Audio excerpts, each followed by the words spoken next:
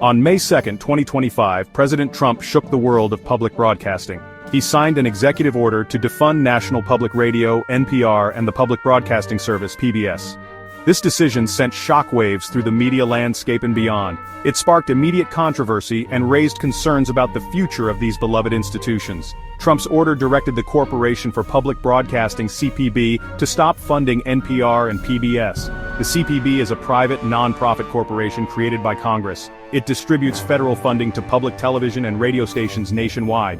Trump's order aims to cut off this vital source of funding. The order also instructs the CPB to find and eliminate any indirect public financing. This means that NPR and PBS will not only lose direct federal funding, they will also lose access to other public funds that flow through different channels. This bold move has significant implications for public broadcasting in America. It raises questions about the role of government funding in media and the future of independent journalism.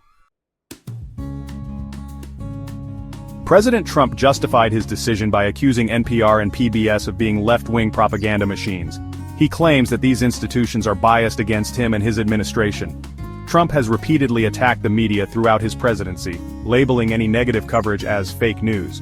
Trump argues that taxpayer money should not support media outlets that promote a political agenda. He believes that NPR and PBS are biased in their news coverage and programming.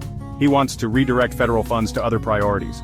Critics argue that Trump's accusations are unfounded and dangerous. They point to the long history of journalistic integrity at both NPR and PBS.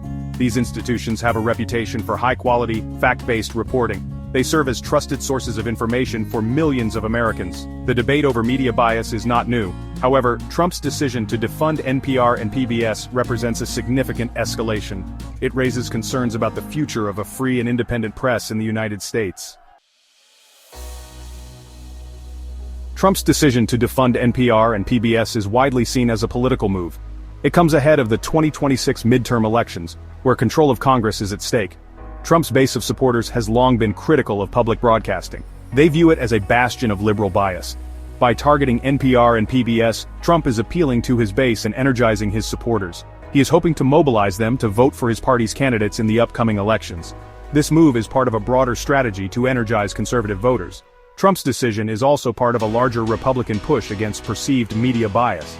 Republicans have long accused the mainstream media of having a liberal bias. They have sought to discredit and delegitimize these outlets. Defunding NPR and PBS is seen as a way to weaken these institutions and their influence. However, this move carries risks for Trump and the Republican Party. It could alienate moderate voters who value public broadcasting. It could also backfire by galvanizing support for NPR and PBS. While the defunding of NPR and PBS has sparked national debate, the impact will be felt most acutely in rural and low-income communities. These communities often rely heavily on local public broadcasting stations. These stations provide a vital lifeline to news, information, and educational resources.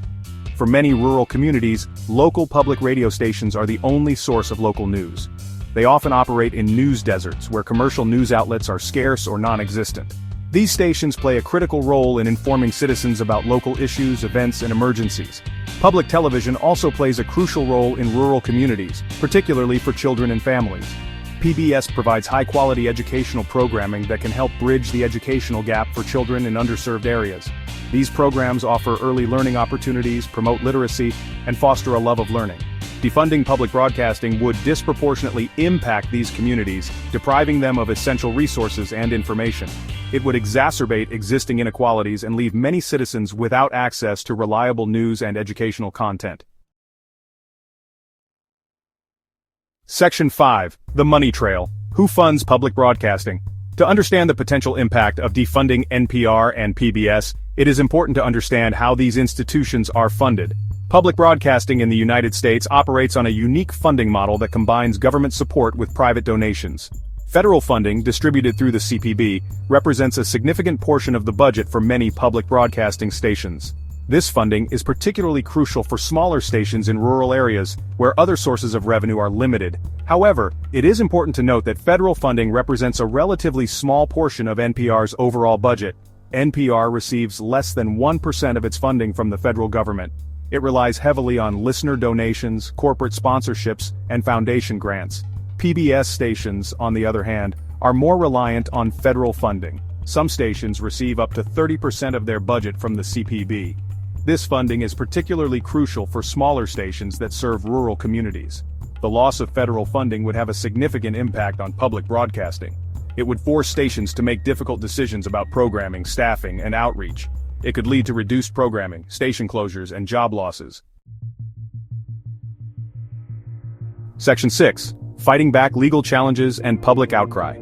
Trump's executive order to defund NPR and PBS has been met with swift legal action and widespread public outcry. Critics argue that the order is unconstitutional and threatens the future of a free and independent press. The CPB, along with several public broadcasting stations and advocacy groups, has filed a lawsuit challenging the executive order. They argue that the order violates the First Amendment, which protects freedom of the press. They also argue that the order exceeds the president's authority. The lawsuit is expected to be tied up in court for months, if not years. It could ultimately reach the Supreme Court. In the meantime, public broadcasting stations are left in limbo, uncertain about their future funding.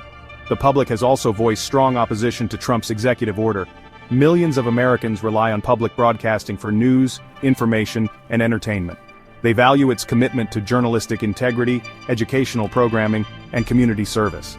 Protests have been held across the country in support of public broadcasting. A social media campaign has also gained momentum, with many people sharing their personal stories about how public broadcasting has enriched their lives. Section 7. The future of funding. A battle in court and Congress. The future of funding for NPR and PBS remains uncertain. The legal battle over Trump's executive order is expected to be lengthy and complex, with no guaranteed outcome. Meanwhile, Congress will also play a role in determining the fate of public broadcasting. The White House has indicated that it will ask Congress to rescind funding for the CPB in the upcoming budget. This would effectively defund NPR and PBS. However, it is unclear whether Congress will agree to such a move. Some members of Congress have expressed support for Trump's decision to defund public broadcasting. They argue that it is time for these institutions to become self-sufficient and rely less on taxpayer dollars. Others, however, have vowed to fight to protect funding for public broadcasting. The outcome of this battle will have significant implications for the future of public broadcasting. If Congress were to defund the CPB, it would deal a major blow to NPR and PBS. It would force these institutions to make drastic cuts and could lead to the closure of many stations, particularly in rural areas. Section 8. A broader threat, public media and democracy. The fight over funding for NPR and PBS is about more than just money. It is about the role of public media in a democratic society. Public broadcasting plays a vital role in informing citizens, fostering civic engagement, and providing a platform for diverse voices.